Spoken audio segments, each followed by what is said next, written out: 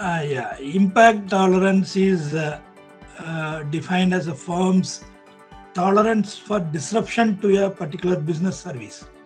Here, when we talk about particular business service, we refer mainly to critical business services of the bank.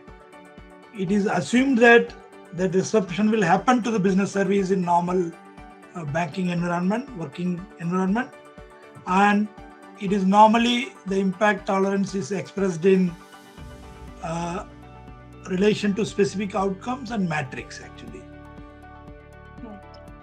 That's what it is.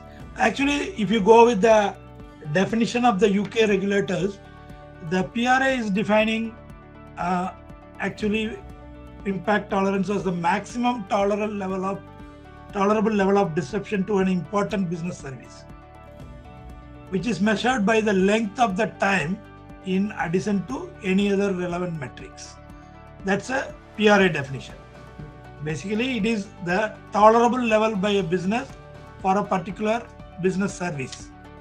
That's what it is defined. In the case of FCA, it is little more explained. In addition to the time and other relevant metrics, it also explained further saying that it is reflecting a point at which any further disruption to the important business service could cause intolerable harm to the clients, one or more clients, or pose a risk to the soundness, stability, and resilience of the UK financial system, or it affects the orderly operations of the financial market.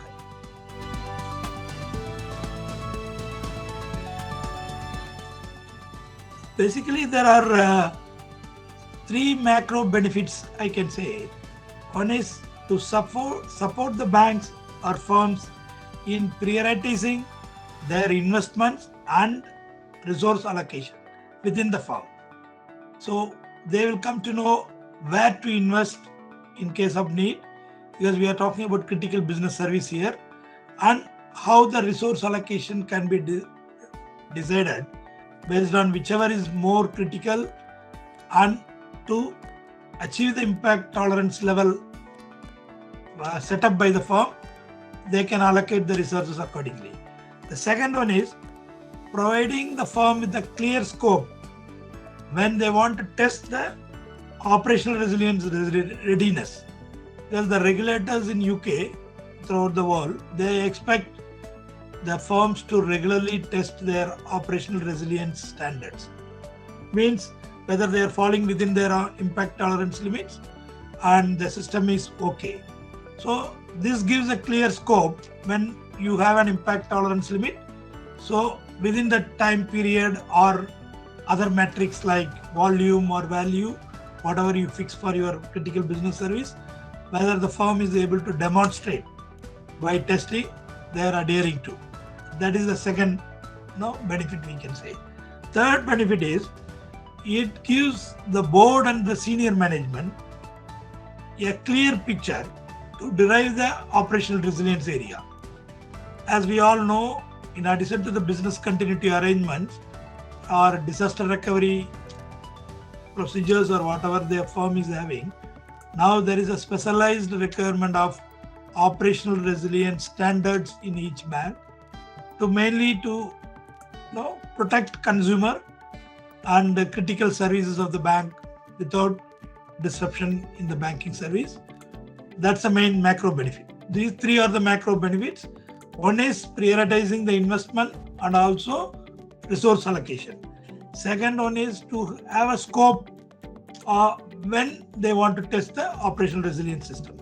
Third one is it gives the senior management and board a clear idea how to drive the operational resilience compliance in the bank.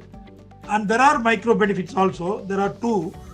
One is you are able to define an alternative process and procedure for a particular disrupted activity if you have an impact tolerance. It is alternative procedure and processes.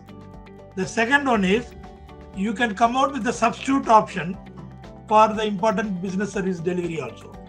It is like if you are not able to issue a draft, what do you do? to meet the customer's requirement of sending money to another bank within the UK or globally.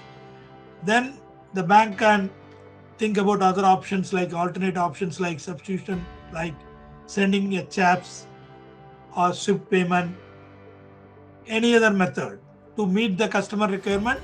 And by the time the critical business service of remittance is carried out without any further problem. So it gives an option for the bank to think about substitution, what other product they can deliver in the place of disrupted particular service or a product, and what is the alternative process. Suppose if you go through a systematic process of system driven process, sometimes some of the areas when there is a system downage, it can be carried out by manual methods also. So even that can be explored by the bank. So it gives both the micro benefits also in addition to the 3 macro benefits I just explained. Yeah.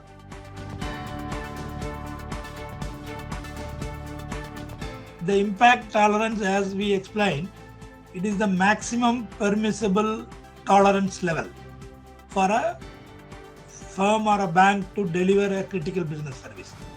So by having an impact tolerance limit, it acts as a planning tool because it helps the bank.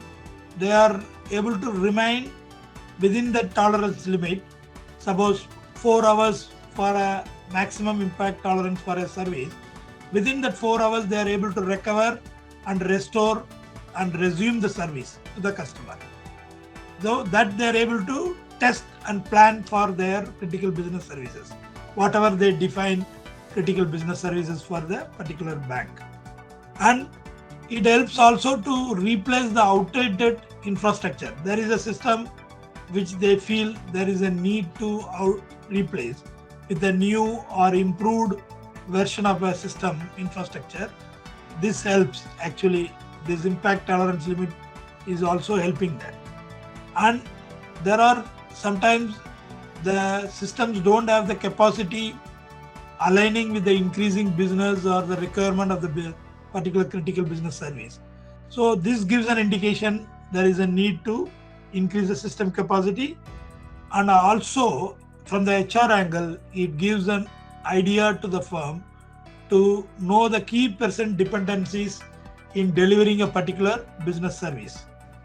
If some people or some roles are very critical, then they have to have an alternate method if there is a problem in delivering particular service because of the staff issues. So this gives an idea for that also. One thing.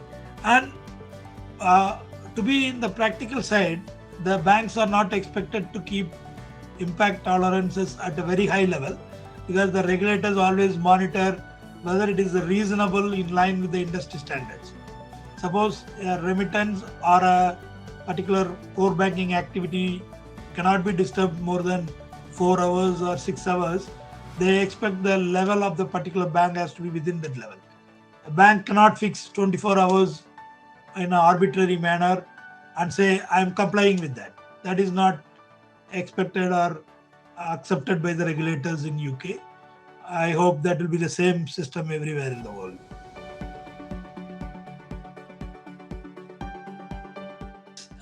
It depends on the firm actually or the bank to decide what type of metrics you use. While definition itself we told that time being the main metrics, but other than time, there are combinations of metrics can be used in some of the bank's operational resilience. It depends on the basically critical business service you are talking about. It can be value of the service or volume of the service. There are some activities where the volume of the service cannot be affected more than, suppose for example 50%, then the bank can keep that volume as an impact tolerance level. Maximum 50% of the normal activity can be disrupted. So that is the impact tolerance for a particular activity. Or sometimes value. Suppose a bank is handling 20 million value of some particular remittances, they can fix a limit. At least the critical, prioritized, important remittances of 10 million should not be disturbed at any point of time. So that can be another metrics. So depending on the whatever the requirement of the particular critical business service and the type of product and services we are delivering and the type of clientele we are dealing with, so the banks can either go for a single metrics or a combination of 2-3 metric actually to comply and manage the situation by fixing an appropriate impact tolerance. That's what the expectation of the regulator also.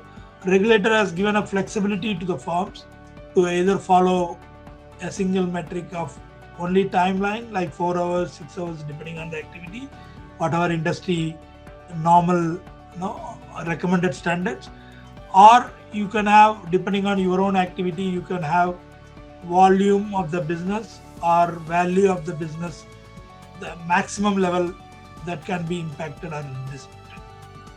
That's what we can talk about metrics. We can use it for impact tolerant.